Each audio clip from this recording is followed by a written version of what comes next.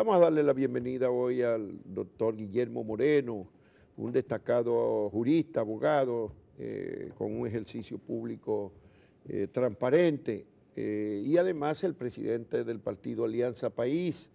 Don Guillermo, oriéntenos, díganos cómo ve usted las perspectivas políticas y económico-sociales de la nación dominicana en este momento. Pareciera que todo gira en torno a la ley de partido, pero el país anda ahí. Ahí está el comunicado del Fondo Monetario haciendo una serie de advertencias, muy diplomáticas, pero ahí están las advertencias de las cosas que hay que enfrentar en el país para garantizar la sostenibilidad económica.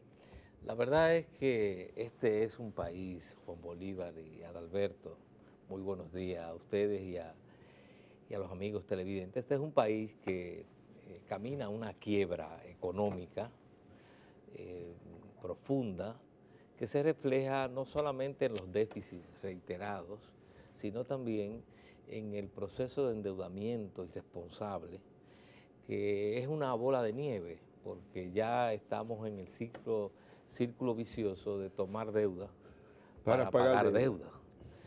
Y a eso se añade entonces toda la quiebra institucional de este país, que agrava todo el panorama.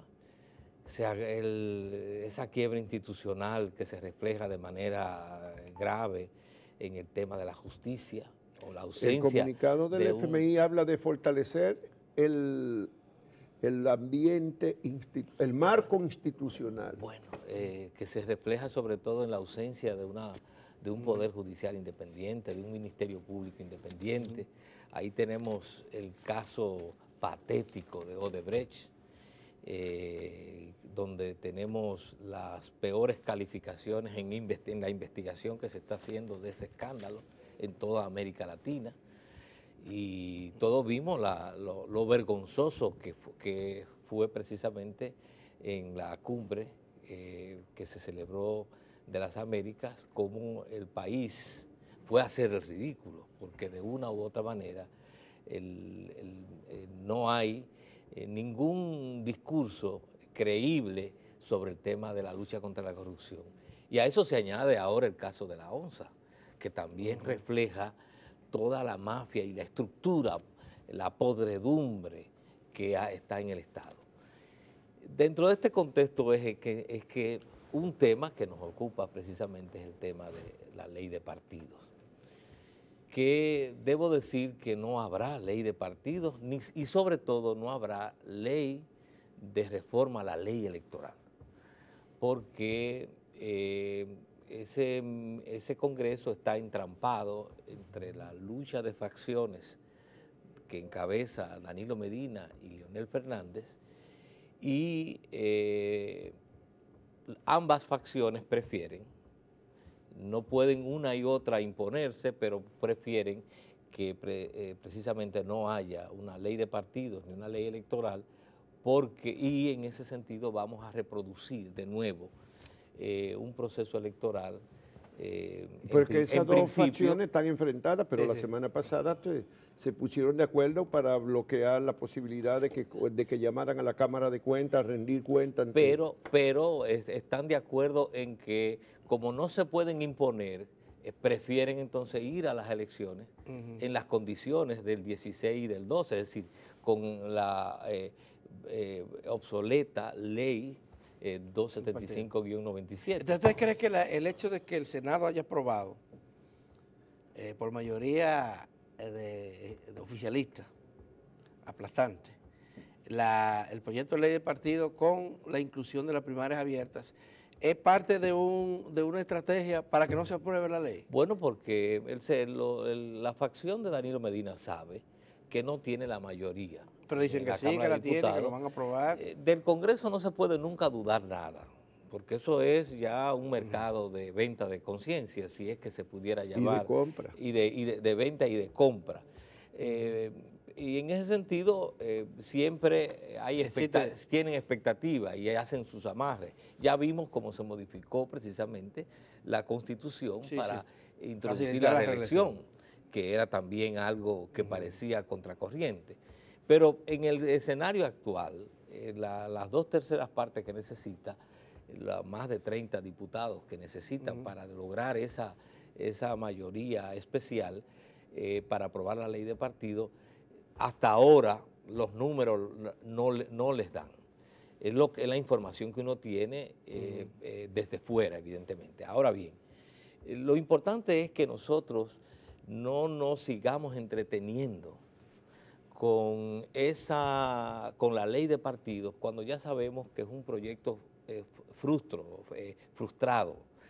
Lleva más de 16 años en el Congreso, 17 años en el Congreso, de una u otra manera. Y 20 años que se elaboró el primer proyecto de ley de partido. Entonces, por esa razón, nosotros en el día de ayer tomamos una iniciativa como partido, Alianza País, en el sentido de intimar a la Junta Central Electoral, en virtud de lo que dispone la Constitución y la propia ley electoral, para que en un plazo que nos da la ley de 15 días proceda a elaborar los reglamentos necesarios para garantizar unas elecciones libres, transparentes y celebradas con equidad.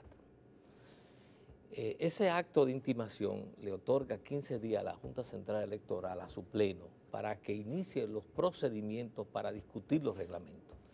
Porque ¿qué es lo que resulta? Si nosotros observamos, la Constitución de la República le da la responsabilidad de organizar el proceso electoral, no es al Congreso. Es eventual y es, digamos, potestativo del Congreso hacer o no hacer la ley. Ahora, la Constitución en su artículo 212 y siguiente sí responsabiliza a un órgano llamado Junta Central Electoral de organizar las elecciones. La propia ley establece, quiero que especificárselo para que los amigos y amigas televidentes tengamos muy en cuenta esto. Dice la Constitución en su artículo 12 que la Junta Central Electoral tiene por finalidad principal organizar y dirigir las asambleas electorales para la celebración de elecciones. Es decir, esa es la obligación del órgano electoral. Y le establece además que tiene facultad reglamentaria en los asuntos de su competencia.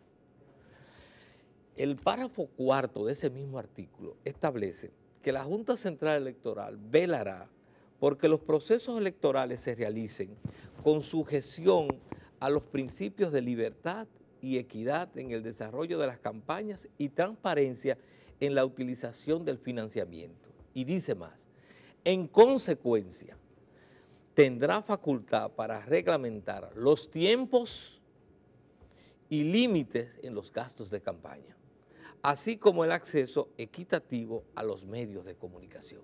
Es decir, la Constitución ha sido, en ese párrafo cuarto del artículo 212, precisa y le ha dado a la facultad autónoma al órgano electoral para que proceda a reglamentar. Se han celebrado 2 elecciones, en el 2012, después de este texto constitucional, y en el 2016, y la Junta no lo ha reglamentado.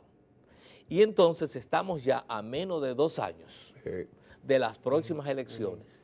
Entonces nosotros tenemos que entender que frente a aquel escenario que es más bien un divertimento del Congreso, donde no habrá entonces por esa vía una herramienta ni un instrumento legal para regular estas cosas, recurramos al órgano que sí tiene la responsabilidad y ejerzamos la presión debida para que el órgano que sí tiene la responsabilidad, que es la Junta Central Electoral, proceda a elaborar los reglamentos. Pero ese órgano tiene que regirse por la ley macro, ¿verdad?, que lo rige. La que existe ahora se ha considerado obsoleta porque no ha sido adecuada a lo que establece la propia Constitución del 2010. Sí, no, pero fíjate bien. Fíjate que aquí lo primero es que en este caso la propia Constitución de modo expreso no está supeditando la reglamentación que debe hacer la Junta a la existencia de una ley, porque la está dando la facultad para que directamente establezca la reglamentación. todas aquellas materias establezca la reglamentación.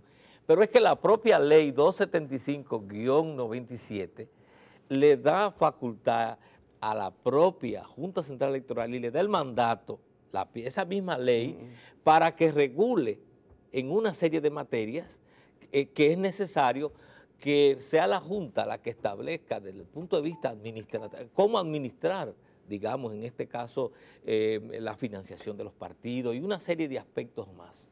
Entonces, a eso es que nos estamos refiriendo. En el acto de alguacil que nosotros notificamos ayer, le hacemos, en primer lugar, le hacemos el requerimiento a la Junta y le pedimos que proceda a dictar reglamentos sobre, como dice la Constitución, sobre los tiempos de la campaña electoral, el origen transparente de los recursos recibidos y utilizados por los partidos y candidatos en la campaña electoral, los límites de los gastos de financiamiento de los partidos y candidatos, el acceso equitativo a los medios de comunicación por los partidos y candidatos durante la campaña, la realización de encuestas para su difusión pública hecha por los partidos, candidatos, medios de comunicación y personas privadas, el acceso equitativo a la colocación de propaganda en vallas y otros lugares, el acceso equitativo a los medios de comunicación propiedad del Estado, la prohibición de la utilización directa o indirecta de recursos públicos en favor de un candidato o partido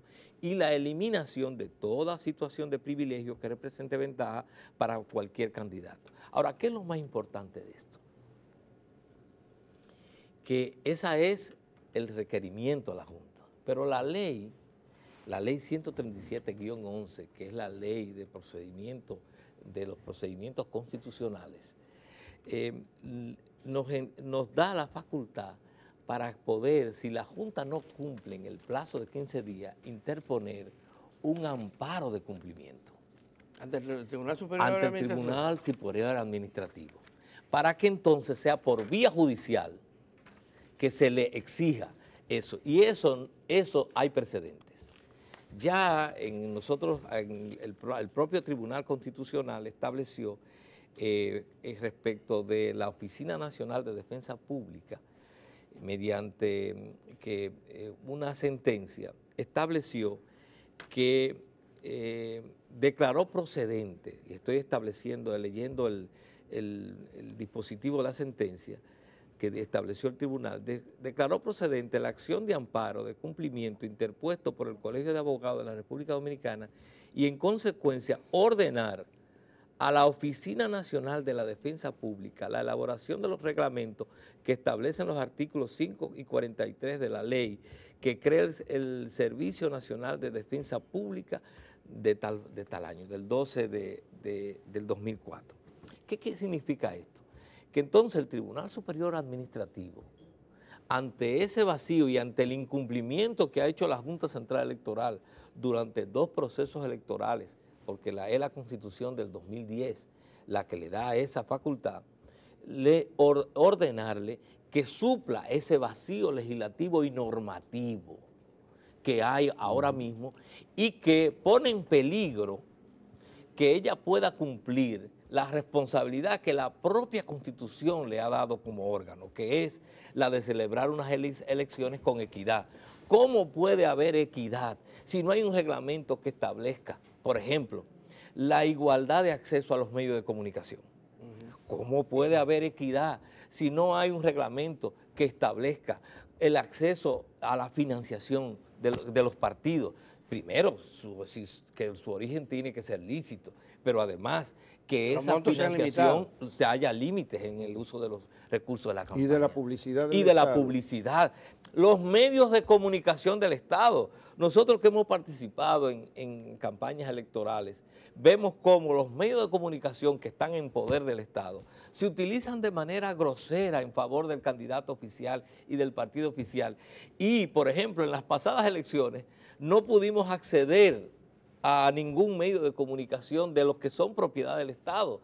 Entonces, ¿cómo puede ser que la Junta Central Electoral no establezca un reglamento para regularizar eso? La ley lo establece. Y la ley lo establece, le obliga a hacer un reglamento. Pero ¿qué importancia tiene ahora aparecer en Televisión Dominicana, en el Canal 4?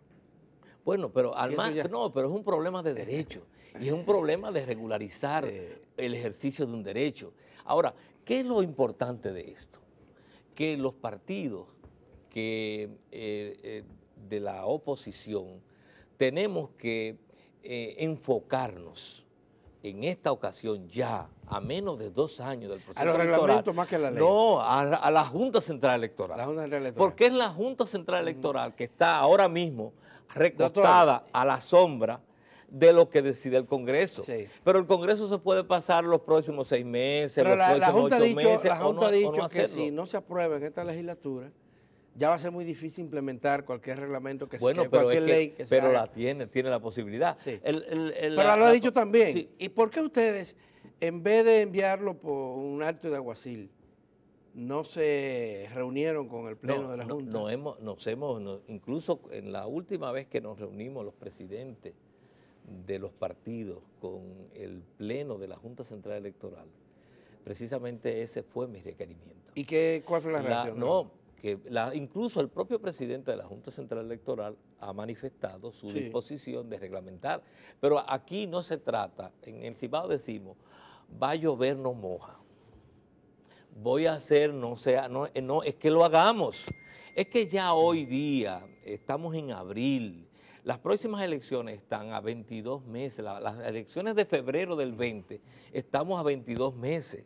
Y es necesario abrir un proceso para adoptar esos reglamentos y además para implementarlo. Es decir, estamos contra el tiempo y no podemos seguir haciéndole el juego a un Congreso y a 2 facciones que están en el Congreso entreteniéndonos y que de antemano sabemos que es un proyecto frustro. Bueno, ustedes creo que plantearon que era más importante aprobar la ley del régimen electoral que la misma ley de partidos. Claro, porque es que la ley de reforma a la ley electoral, como hemos dicho muchísimas veces y escrito, es la ley marco. Es la ley que nos permite regular el proceso. Y uno de los aspectos del proceso es la regulación de los partidos. Por eso no tiene sentido aprobar una ley de partidos sin tener una ley electoral reformada.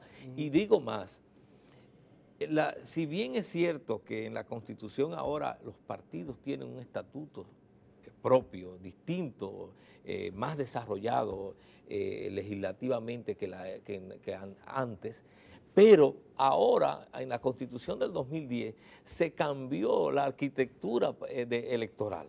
Es decir, la Junta Central Electoral está regida por una ley, cuando la Junta Central Electoral era un órgano unificado y tenía funciones contenciosas y tenía las funciones contenciosas administrativas y las funciones jurisdiccionales. Hoy día el órgano electoral, hay 2 órganos electorales, es decir, hay un nuevo esquema en la Constitución del 2010.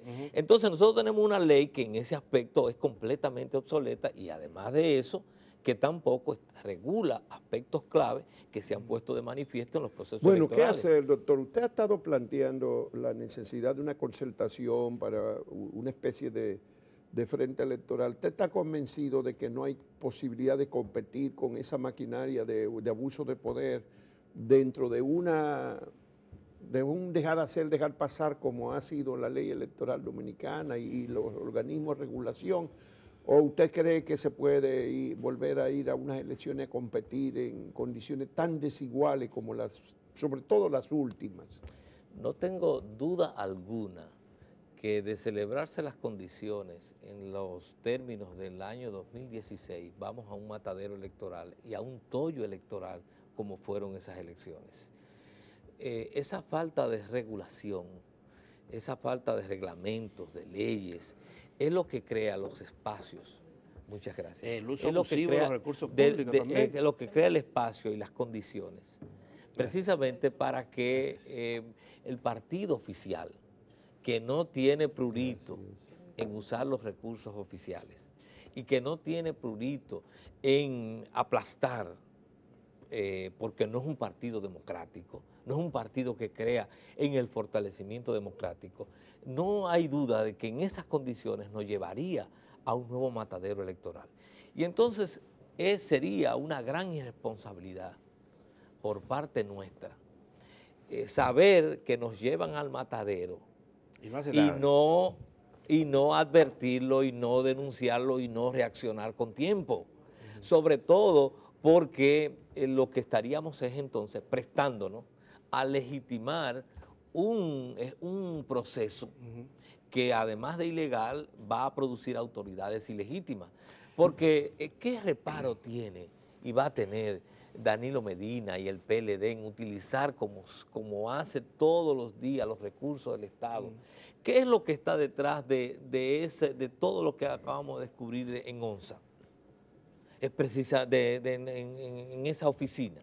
Es la utilización abusiva de recursos públicos, muchos de ellos que se utilizaban para la campaña electoral. Doctor, hay quienes, al igual que usted, se han pronunciado en el mismo sentido, la necesidad de algún acuerdo electoral de la oposición política que tiene en común el convencimiento de que hay que desplazar el actual gobierno para poder producir los cambios. Yo lo digo de otra manera. Ajá. Hay que sacar al PLD del poder. ¿Cómo lo vamos a sacar? O sea, hay pasos concretos de acercamiento entre la oposición, porque mucha gente duda de que la oposición Bueno, se han pueda unir. estado haciendo acciones comunes. Eso quisiera ver. Por lo menos de acercamiento hay. Lo Claro. que no se sabe si han podido avanzar más allá Sí, de eso. lo que pasa es que la oposición, el conjunto de partidos de oposición, es un campo de intereses diversos. Sí, sí, claro que sí. Y tenemos puntos de coincidencias y hay puntos que no son de coincidencia. Es decir, para nosotros, en Alianza País, y hablo como Alianza País, para nosotros la tarea es no solamente enfrentar la reelección, es enfrentar el continuismo del PLD. Por tanto, en Alianza País no hay posibilidad alguna de crear expectativas con ninguna fórmula con el PLD. Entonces, dentro del propio bloque de partidos de oposición hay gente que es antireeleccionistas, Danilo Medina, pero tienen expectativas con candidatos dentro del PLD. Pero eso está claro. Entonces, en ese contexto, para nosotros, la verdadera oposición es precisamente la que se perfile en función de que no reelección de Danilo Medina, pero no continuismo del PLD. Y además, como debemos afirmado, para hacer un cambio democrático. No se trata de sustituir el PLD para Entonces que se otro... requiere una concertación programática de aspectos fundamentales, no un gobierno revolucionario, sino de aspectos, digamos, para una transición democrática con alguna sensibilidad social. Nuestro planteamiento es muy claro. Hay que constituir ese bloque de oposición en base a un programa de mínimos indispensables. Correcto. Por ejemplo, que concerte sobre la institucionalidad democrática. La reforma institucional. Que nos garantice una justicia independiente, el impulso de la producción nacional. La sostenibilidad financiera. Sí, parar el irresponsable endeudamiento público, pero que además haya una distribución cada vez más equitativa de la riqueza social de este país, que frene la depredación del medio ambiente. Todos estos aspectos son claves para que nosotros podamos construir ese programa de mínimos indispensables.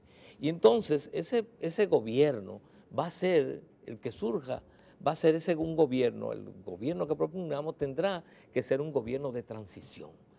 ¿Por qué? Porque será el gobierno que tendrá que hacer las reformas legales y las transformaciones que nos permitan entonces comenzar a hacer ese cambio democrático y dejar atrás, porque no se trata de llegar al poder a repetir las prácticas que han hecho el PLD durante estos 20 años. Pero hay pasos concretos en ese sentido, doctor. Bueno, los pasos concretos, el primer paso concreto es precisamente la actitud que hay en una parte de los partidos de oposición de empujar en ese sentido. Puede tener el pueblo esperanza de que la oposición se va a unir. Pero claro que sí, que sobre todo... Esa oposición, porque estamos claros. Sobre todo en este perfil.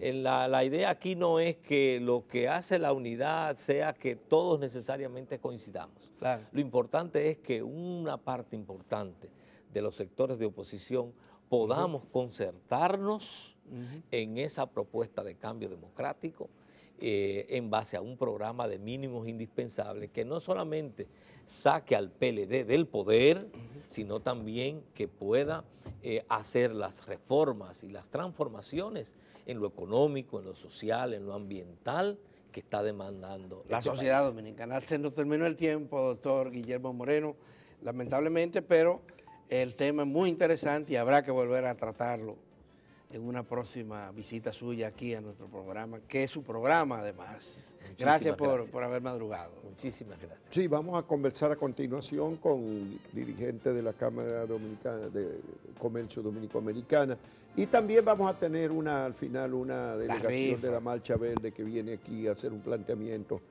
rápidamente. Muchas gracias, doctor. Muchas gracias a ustedes.